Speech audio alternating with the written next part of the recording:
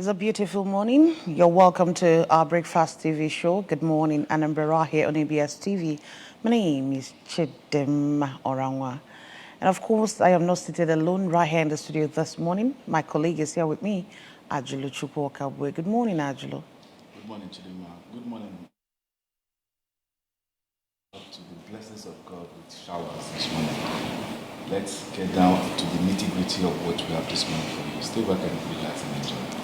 All right, just to let you know that we are kickstarting the show this morning with the stories that are trending on IBS website and other national dailies. And we have our guest seated pretty right here in the studio. Well, you get to meet them after this short break. Stay with us.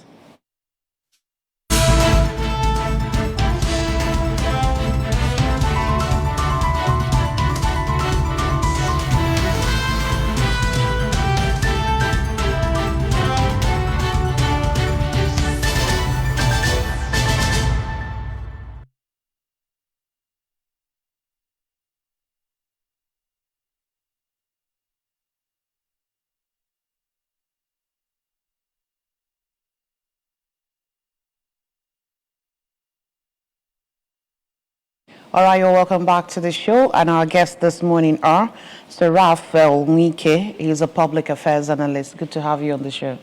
Thank you. And also we have Ima Udaya. Ima Udaya is also a public affairs analyst. Good morning. Good morning. Good morning. Thanks for having me. All right. Quickly, we want to let you know that you can be part of the discussion ongoing right here in the studio. You can just dial the number displayed in front of your television set. Let's start with the stories that are trending on ABS website this morning. The very first story we have, flood prediction. Mr. Saludo asks riverine communities to prepare for relocation. Police arrest the kidnapped suspect at Obunike, rescue victim. Udechukwu Uba sworn in as members of Anambra State Executive Council. 15,000 people, students to participate in Medina edition of Anambra Sports Solution Initiative. Okay, these are the stories we have on ABS website this morning. Let's start with the warning from the wife of the governor looking at the prediction given by NIMET on flooding this year, 2023, yes. Okay. It's good to warn. And every year we continue to warn. Because we are not ready to address the issue of flood. Flood it has become a recurring decimal in Nigeria. Not particularly in Anambra State, because Anambra State lies at, between the River Benue and River Niger. So whatever affects the River Benue, even from the upper River Niger, will definitely affect Anambra State. Since after the last flood disaster, which claims a lot of life, Nigeria has not taught it this thing to dredge the River Niger. The two rivers, River Benue, River Niger, they must dredge it so that the water level will go down. There is alluvial deposits. Every year, it continues to accumulate. And it accumulates, it raises up the water bed. So if there is another rain the following season, the water will only start at that base and start going up again. Last year, I think it entered a lot of this. It's now going to the roof top. So by next year, by this year, if care is not taken, a lot of houses will be swallowed. Even skyscraper, because the water level, the deposit at the water distance has gone up. So it requires just little effort to salvage, the interest of majority. I don't know how much it will cost Nigeria to dredge River Niger and the River Benue. It won't cost much. But the only thing that we are not interested in saving life. We are interested in warning so that it is an avenue for Nigeria to make money.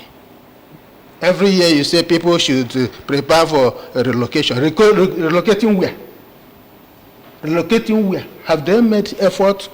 They say land is in the hand of government by land use decree, is it not? Yeah. So where would they locate to? Just tell me, where would they locate to? Is it to locate into the River Niger or outside the River Niger?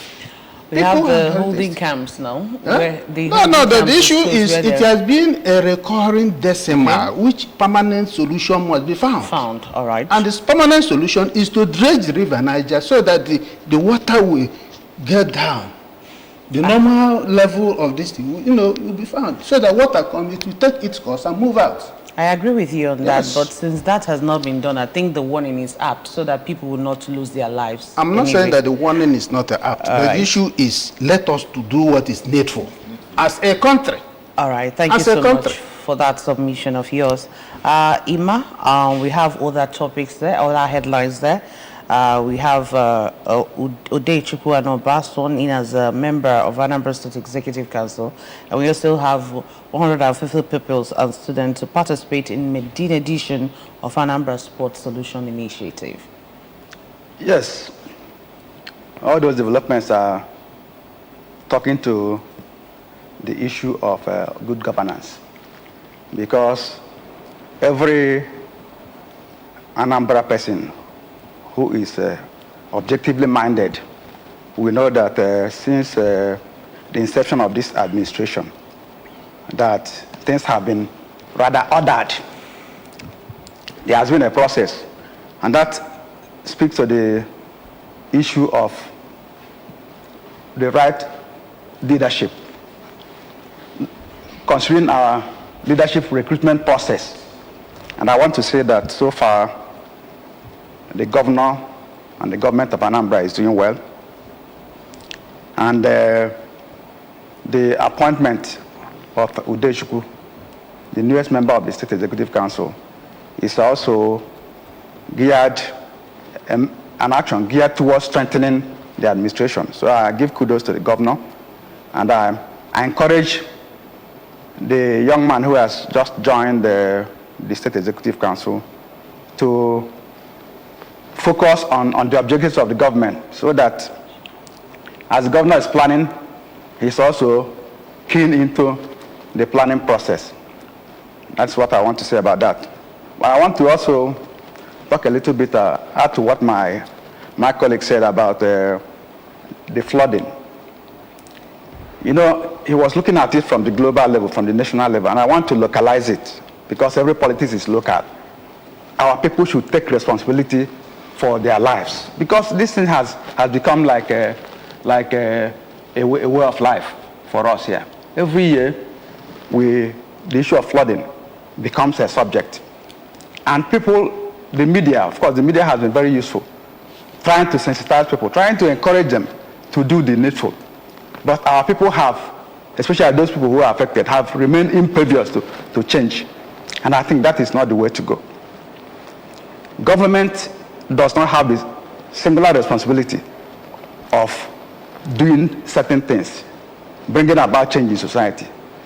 Most of the things that needed to be done are within the boundaries, within the competence of the people. The people should actually do what they should do, because most times, as I was coming this morning, of course, you know it's rained, and I saw refuse all over the place. Why must our people dump their refuse in drainage channels? That is not how to grow as a people. If our people begin to do the basic things, what they should do, I think they will be helping government, because government is about all of us. It's not about the governor, it's not about the commissioner, it's about everybody. So we should rise up to our responsibilities of helping government to achieve the overall objective of the state. All right, thank you so much.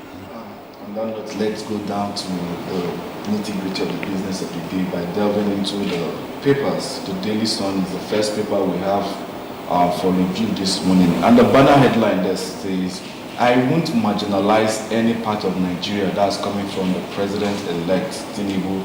And on the right there says, "Hails Wike for championing justice but declines commitment on refund of money spent building federal roads, bridges in Rivers State." You can find that on page 6 of the Daily Sun. And also we have Senate approves FG's 22.7 trillion naira CBN loan request.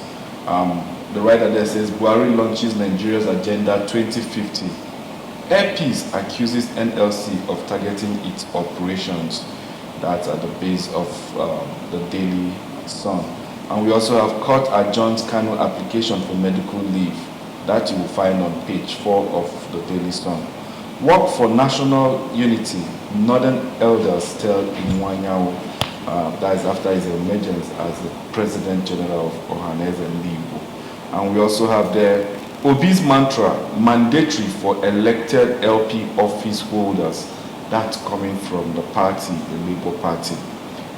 National Assembly, NAS, we are not in a hurry to name offices. Adamu, APC, coming to tell us that is the chairman of the APC, the ruling party. Police list 25 distress barracks for demolition in Lagos. You can find that on page 5 of the Daily Sun. And last but not the least, I think opposition reps elect insist on contesting speakership position, and then you can find that. And then before I forget, Ekweremadu Senate pleads for mercy and joins others in asking UK government for leniency. And then we go straight and then see which of these stories would you want to have a bite into. Would it be the banner headline there saying, I won't marginalize any part of Nigeria? That's coming from Tinubu. Yes, it's very easy to talk until you see the implementation. I say you cannot marginalize. Well, it's not good to marginalize. And every leader should know that it's not good to marginalize any segment of the society. There are resource persons everywhere. Nigeria, God has created Nigeria, with a lot of diversities. And within those diversities are a lot of potentials. So when you are talking of marginalize, you may marginalize somebody that will help you. You may now ask the person that has the better distance to go. And we go with his knowledge. So we are crying that Nigeria is dwindling. Nigeria is, I don't know, but let God help the president-elect not to marginalize any part of this country. Talking about marginalization, for me, I think that slogan, that word, marginalization, to me, I think it is wrong. That's what? The application of it, to me, it's wrong, because telling people you're now drawing attention to the word marginalization, that means it's already existing. So when you begin to come up as the president-elect telling Nigerians that you won't marginalize any region, I see something wrong with that. But that's a discourse for another day. Amoda, what do you have to say? It's even about it speaks to our institutions. We have very weak institutions. Otherwise, a president-elect, or even a president for that matter, should not be talking about marginalization. If you consider that government is a collective, the fact that you have levels, you have the judiciary, you have the legislative arms. So the president will not, as it were, arrogate to himself all the powers, because there ought to be checks and balances. Yes. So if there are checks and balances, he cannot be saying, because the moment he does something that is contrary, he will be called to order. All right. Quickly, let's move over to the next paper, and that's National Light and Cordita newspapers. Let's start with the National Light. Pandemonium in Aba after armed men behead policeman. And then Anambra arose over 183,000 in health insurance. Abia boys after speaker's impeachment.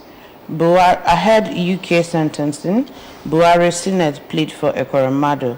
Government sells baby factory in Oka. Over 57 million Nigerians acquired BVN. This is coming from the Central Bank of Nigeria. Anambra FG to partner on skill acquisition programs. Chadian woman stabs husband's secret wife to death in Lagos. Over 100 killed in Rwanda flood. All right, and then we have up there Nigeria's manufacturing capacity dropped by over 60%. This is coming from man. And then Nkaozobo called the tar. Odim Mandoro Nanambra Nechumora. This is coming from the governor. Government Anambra Enyelandi Okwubala Ohere Nlekọta Ahụike n'efu. Ndị Igbo etola iwu anyanwụ maka ọkwa onye isi ọhaneze enyere ya. N'ezi anya na mgbadata ya afụ n'ime akwụkwọ a na Anambra Sema ebidola njem nkuzi banyere iju mmiri. Ejidela ndị gbara ndị na-anaka otu gọọmenti egbe na Anambra. Otu nwoke tigbuola agbata obi ya n'ụlọ arụchabeghị arụcha. Ejidela ndị na-agụ akwụkwọ yahoo n'Enugu. Nke ikpeazụ anyị nwere ebe ahụ bụ atụmatụ Soludo nwere na Anambra bụ ịgba nke a si n'ọnụ Nwokoye were pụta. These are the things we have on the front pages of the both papers. That's the National Light and the Cordita. So quickly. Well, just as my colleague has just said, the governor so far is doing very well. He's very, very sensitive to the needs of the people. Just pray that within his tenure, that Anambra we witness comprehensive development. When I say comprehensive development, because as today we have not achieved that. We have been talking about master plan for Oka, master plan for this thing. It's talking. Let us hope that Mr. Governor Chukwuma Soludo, just as you people continue to say, that he came for total transformation. So far, so good. We are commending him. At least, I know that since he came on board, Anambra workers no longer complain of salaries. Pensioners no longer complain of salaries. I think P2B started it, but it continued to move it. So as far as I'm concerned, I know that there is hope in Anambra State. There is hope that Soludo will do, will transform Anambra State beyond, the expectations of so many people. All right. So. Thank you for that. So let's move to another paper. And the next paper we'll have is... I wanted to say something about... okay, do you want to add anything? Yes, about Ohaneze. And I want to use the opportunity to congratulate Chief Emmanuel Iwanyanwu. He has actually paid his dues, given where he's coming from. He has played around in Nigeria, from engineering to politics and other areas. So I think he's a fit and proper person to occupy that position now. But my prayer is that what others before him could not achieve, he should try to achieve. Especially making the Igbo Social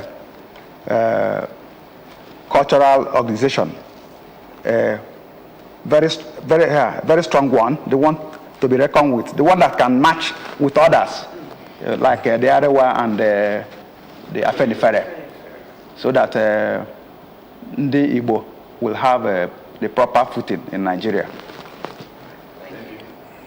The next paper for review this morning is a New National Star, and the banner headline there says, Tinubu to Wike, I owe you nothing, I want fair and square. And the writer there says, you must lobby me to receive favor. Praises Wike's stand on Southern presidency. And then Rivers governor pleads for refund of money spent on federal projects. And we also have the Senate recants okays another 22.7 trillion naira loan for Buhari. FG approves national blockchain policy. And we have the NLC declares indefinite strike in Imo over thugs attack on workers. You'll find that on page 2. And then World Bank names Indian-born Ajibanga as president. Northern elders congratulate Iwanyanwu as Ohaneze President General. Relief has stranded Nigerians board flights from Egypt to Abuja. Ekweremadu, Senate begs UK for clemency ahead of sentencing. And we also have the poor facilities welfare push UNTH resident doctors into industrial action. Rex minority leader tell APC set to produce speaker.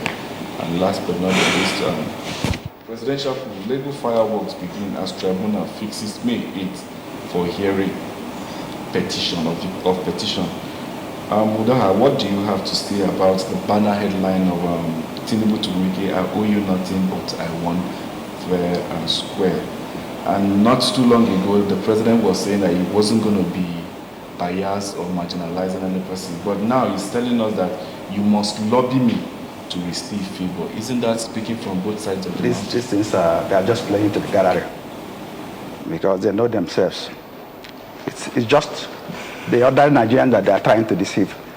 And then I don't think we ought to be taking them seriously now. The thing is that the test of the pudding is in the eating. Let's wait to see what it has to offer the Nigeria. Meanwhile, the tribunal is still there, and one of the headlines informed us that action will be commencing on 10th. So Nigerians on 8th. Yeah. So Nigerians will look forward to the outcome. Meanwhile, I think every person should just hold his peace. The charge is for every person to hold his peace. Let's believe that the judicial arm will rise to the occasion and satisfy the expectations of Nigerians. Until that happens, we wish the president-elect good luck for as long as he reigns, or he will reign. Thank you. What do you have to say, Raphael, about federal government 22.7 trillion naira loan for Buhari? As in the Senate approving that. We are crying that Anam President, what do you call it? The federal government is already in owing 46.something trillion. And you are approving more loans. What are you doing to do with the loan? How many days? Just tell me. What are you going to do with the loan? Is it not to increase the liability? They're just trying to increase the liability and make life unbearable for people. I think by now they'll be talking of how to repay and not how to add. And that is why the 10th Senate should be very, very careful in choosing who will be the Senate president and not a rubber stamp president that can just approve anything. What are the analysis of that loan? What are you doing with it? Is it not for production? Is it or to pay salary or to build bridges? Just tell me. Even the only 25 days to go, or 26. How many days? This government is deceiving us. I don't have any this thing. I get worried talking on some issues like this because they know definitely that all they're doing is very, very wrong. Loan. Have you paid the one you are owing? Have you invested it on production? What have you done with the one you borrowed earlier? We're not arguing about oil subsidy. So it's not. You are planning to remove oil subsidy in June when you must have gone out of office. But it is one of your this thing that you must remove oil subsidy. You are not thinking of, it will cause hardship on people and that. Let that hardship, let us suffer the hardship and get ourselves, out of that because it is a corruption basket. I see that subsidy as a corruption basket. It's not benefiting the ordinary man. We buy fuel here 200 and in Anambra State, fuel is 200 So what will be the effect of if the oil listing is removed? Maybe they will add little this thing, which some of us can afford. We are buying food at a very exorbitant price. because you say you remove, what do you call it, subsidy, gas, and this thing.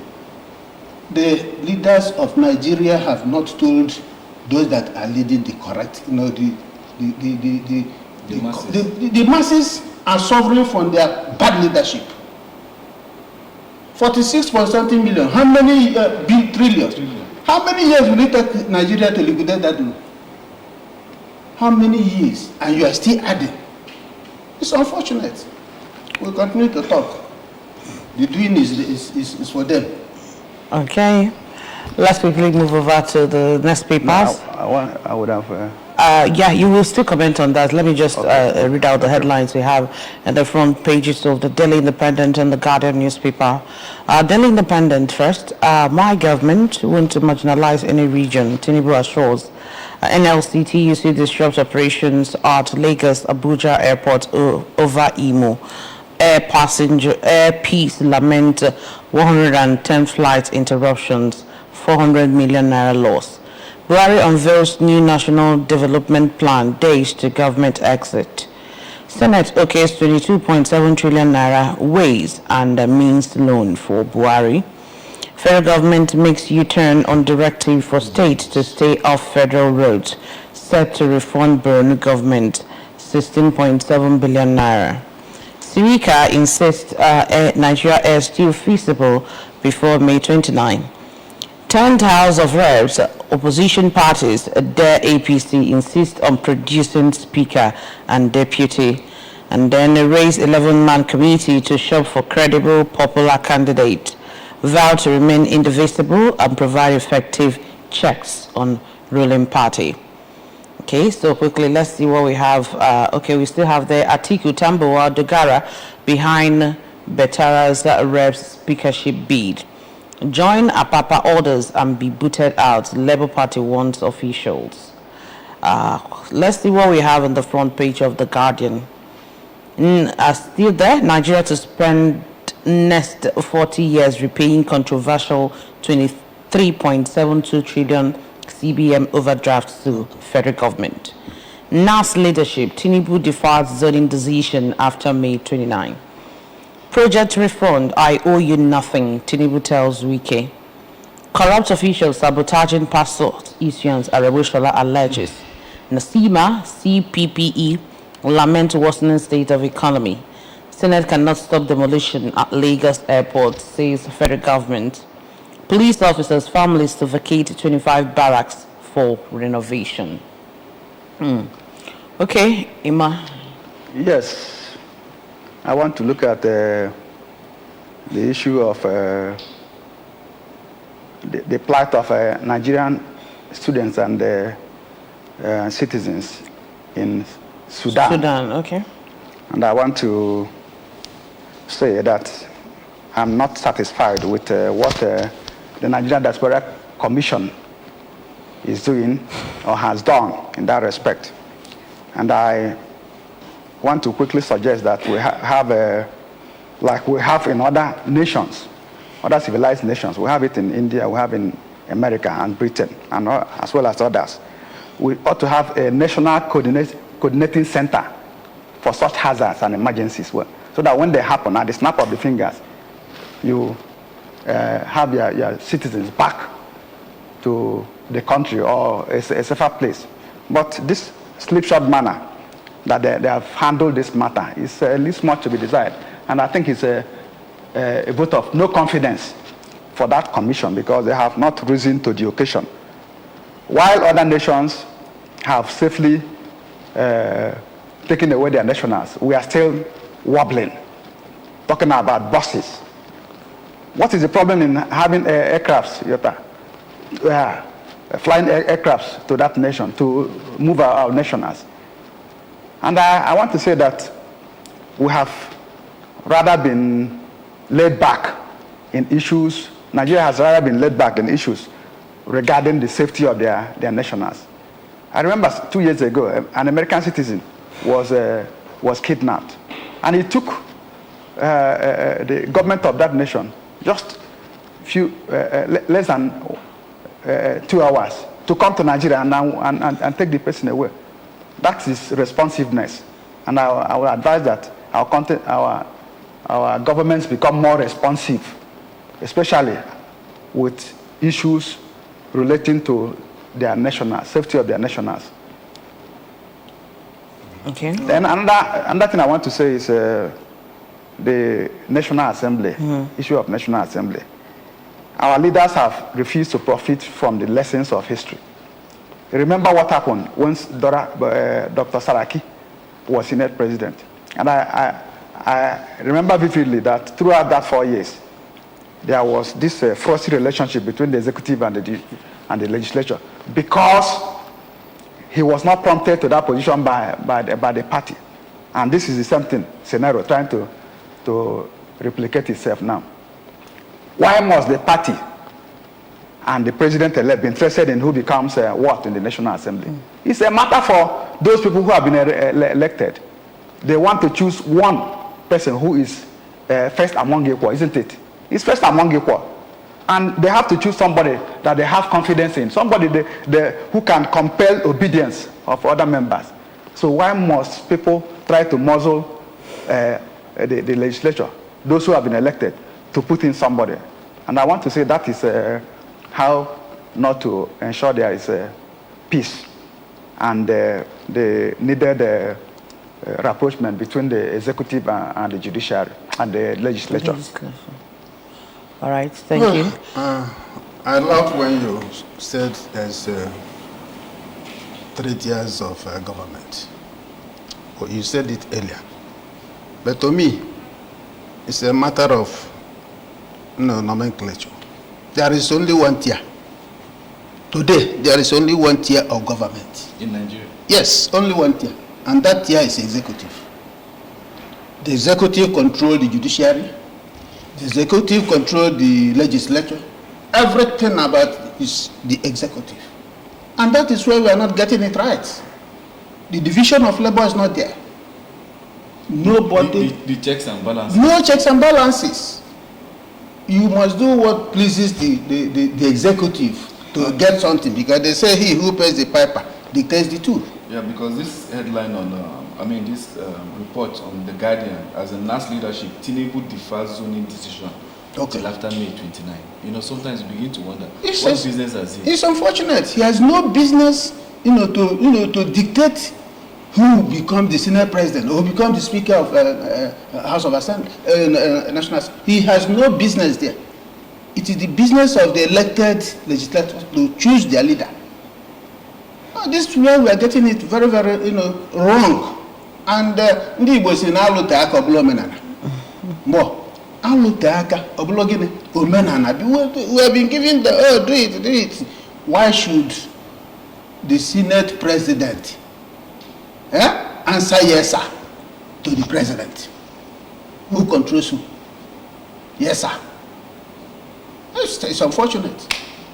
All right. And at the center, it trickles down to the states too. It's everywhere. The system has the system is off.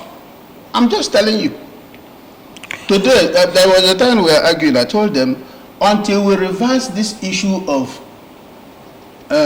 first tier, second tier, and third tier, I believe local government is the first tier. Is it working in Nigeria? State government should be second tier. Because where you place your leg is first. Can you stand on nothing? Why the federal government should take the third tier? But you reverse it in a very hopeless order. It's very, it's lopsided. It's like building from the top. Building from the top. Can that household? So the local government today is not working in Nigeria. But before, it works well. Because that is the nearest government to the people. Today, every person is rushing to Abuja. Last week, I was in Abuja. All the hotels, blocked. People are looking for appointments. But all the hotels, but a good number of them, no chance. Because they are moving to Abuja to seek for the patronage. Let them be appointed. Because he said in the other papers, for you to get any favor from him, that you must lobby. Okay, so, let them continue lobbying. All right, let's quickly see what we have in the front pages of this day and the Punch. The next papers for review this morning is This Day, and the banner headline on This Day is still on the president-elect to Wike, I owe you nothing. Fourth request for project refund, and describe him as dependable ally. Rivers governor seeks amendment to procurement law, and you are despicable. I mean, you're desperate for favor, accommodation. Shehu Sani last weekend. Wow, that's coming. At last, Senate approves 22.7 trillion. We've seen that one. Sudan, after hours of delay, first batch of 350 evacuees arrived at Abuja today. Nigerians are only stigmatized, Air Peace Boss declares. Says love for country behind rescue efforts. Lament NLC TUC disruption operation. There you can see the launch of the development agenda for 2050 by the president, the vice presidents. That's all we have on this day. And the banner headline, there's 26 days to go. Outrage as Senate approves Buhari's 22.7 trillion extra budgetary spending. And the rider there says that fresh borrowing from CBN illegal.